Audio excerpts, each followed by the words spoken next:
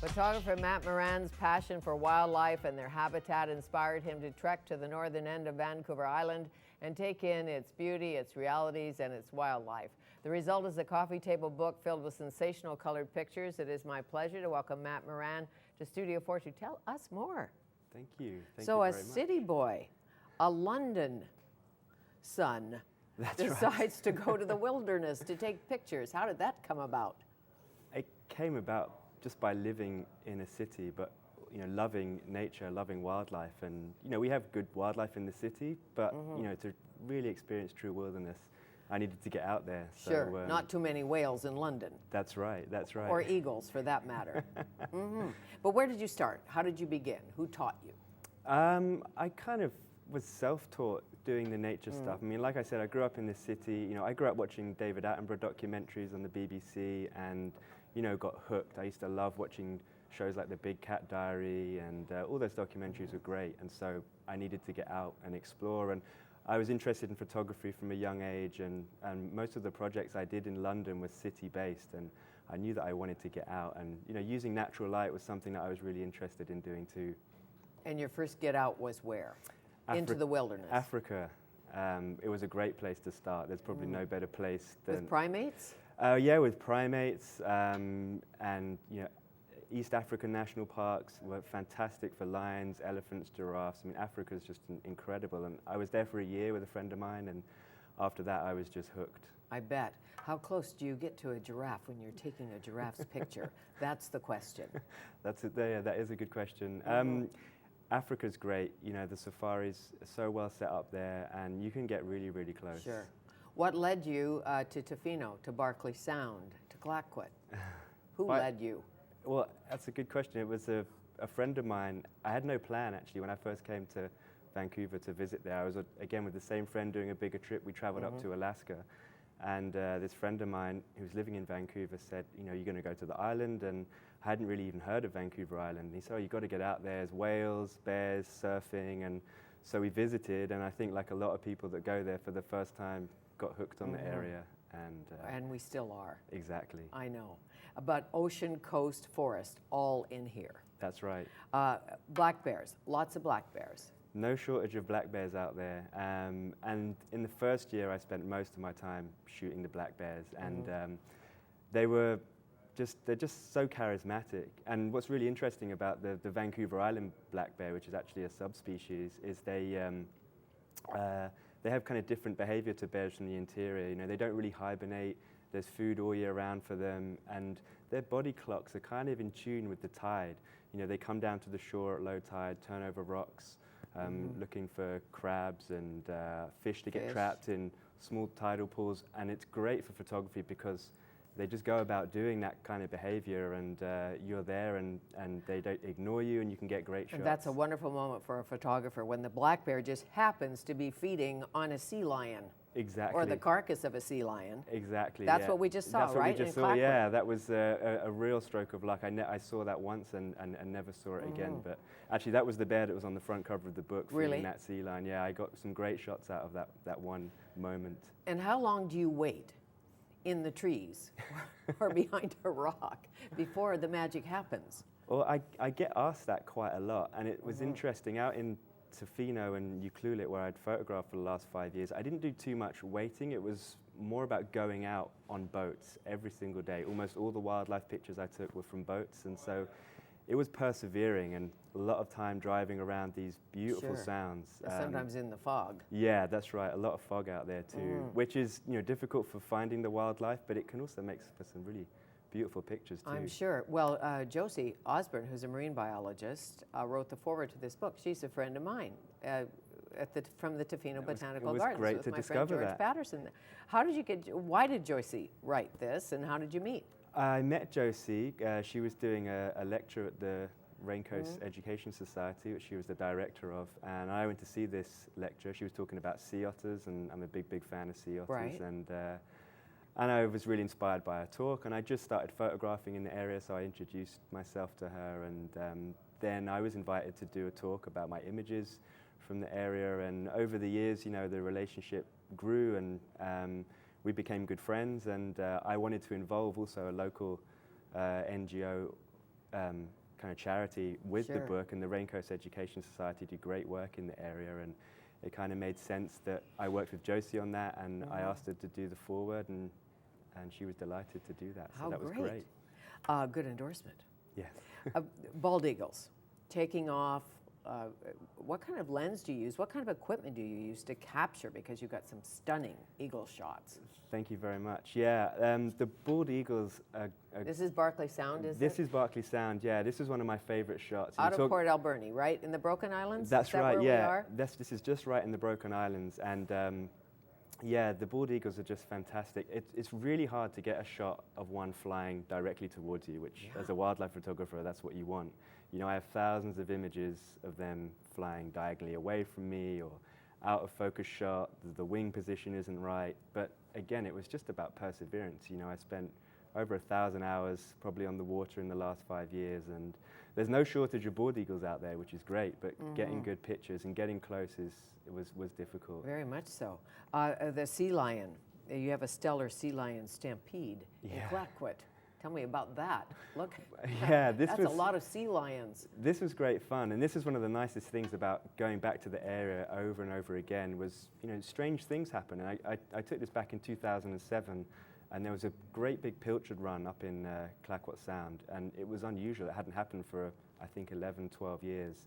And so the pilchard brought in thousands of sea lions, and so they were all up there. You know, there was hardly any room on the rocks for all these sea lions.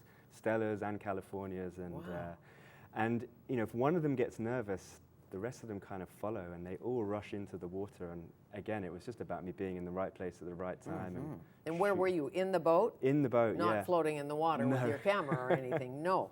So, do they make a lot of noise when they're stampeding? Or I don't know if that's the right word. I called it a sea lion stampede. Yeah, right. They're really noisy animals. Yeah, the California sea lions, they bark a lot, and the Stella sea lions growl. But they're great subjects to photograph. You know, if you're not seeing bears or whales around, sea lions, I always say they're very reliable because they're there, you know, during the daytime. Great behavior to watch them on the rocks, fighting and barking and and sunning. Yeah, exactly. All of that. Humpback whales. Wow. Yeah, definitely my favorite. They're so unpredictable, exhibit great surface behavior. You know, so for a wildlife photographer, it's actually quite tricky photographing whales from a boat because you only ever see, you know, a small portion of it at one time. But you know, when you're lucky enough to see a breach and then lucky enough again to capture that on camera, that for me was the most satisfying because it happens so fast. You know, you have no cue, no visual cue of when they're going to come up. And sometimes they do it, you know, 2 or 3 times in a row, and that was the only time I was really able to capture those shots. Technique-wise, like when you're actually taking the shot, what's the key to that? It's a lot of anticipation. I had and making a lot of mistakes as well. Good to know. Yeah, that was how I learned, and also a lot of luck. And again, just being there. But really, for capturing a humpback whale breaching, they had to do it repeatedly, and often they would do it in a line. So, you know, if you missed the second one, the third one, if they were going to do it again, you hopefully could And be how on close do you get to a humpback whale slapping its tail? I mean, really. I guess the lens gets you closer. That's right, yeah. I used a telephoto lens for most of the wildlife images from the boat, which does get you that, you know, that little bit closer. But as a wildlife photographer, you always want to get that little bit closer. You know, those are the images that have, you know, the real big impact. Have you been in danger in Africa, in the Amazon, in Alaska here, where you thought, this was a really dumb place to put myself? I have, yeah. I mean, for the most part, I've, you know, been respectful of the wildlife, and there are all sorts of rules. Like, for example, out on the West Coast, you know, boats have to keep a certain distance from the whales. But you know, if the whales come close to you, that's their decision. Right. And I did have one encounter in Barkley Sound where I was on a sailboat, so it was really, really quiet. There was no one else around, no engines on the boat, and I was watching 3 humpback whales, and there was a mother and a calf. And you know, from a distance, the calf looks really cute, you know, kind of small. And as time went on, they got curious in us, and this calf swam over, and suddenly it wasn't so cute anymore. It was twice the size of our sailboat, and it came right up close and with its back just nudged the boat, and you know, my knees were already shaking from standing on the water for so long, and then they completely went after the after the whale. And what about the protective mother? I don't know that much about whale behavior, but I'm thinking I know about bear behavior, and I know you don't want to go between the cub and the mother.